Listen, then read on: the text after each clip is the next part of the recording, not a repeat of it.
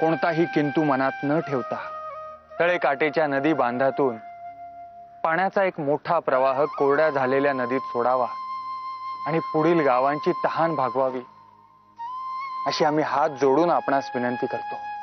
अहो तुम्ही हे काय करताय? अहो अहो तुम्ही म्हणजे आम्ही नाही म्हणजे तुम्ही ह्याच्यासाठी इथे आला, मला विनंती करण्यासाठी?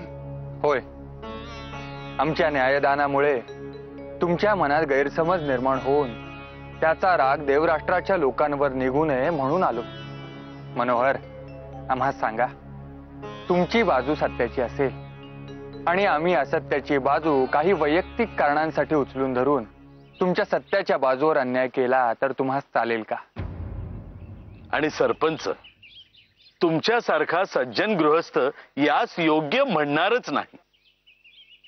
माधवराव, आता अधिक लाजवू नका।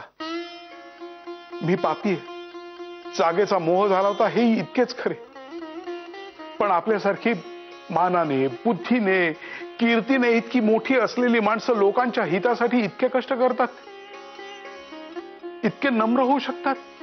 माझ्यासारख्या धूर्त माणसासमोरही हात जोडू शकतात।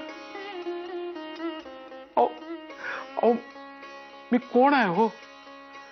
माधवराव, क्षमा करा, आपण मला जागे केलेत, आता आपण म्हणतात तसेच होईल।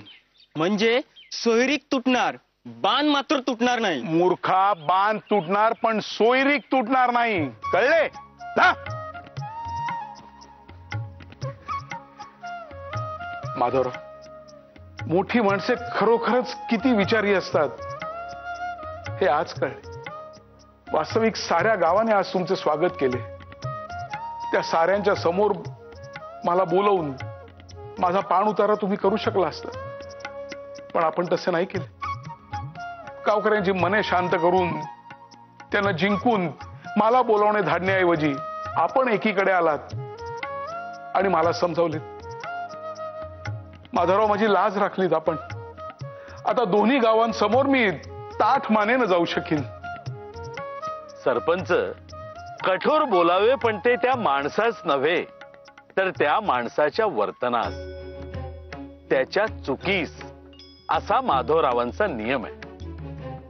त्यामुळे चूक नष्ट होते आणि माणूस आपलासा होतो।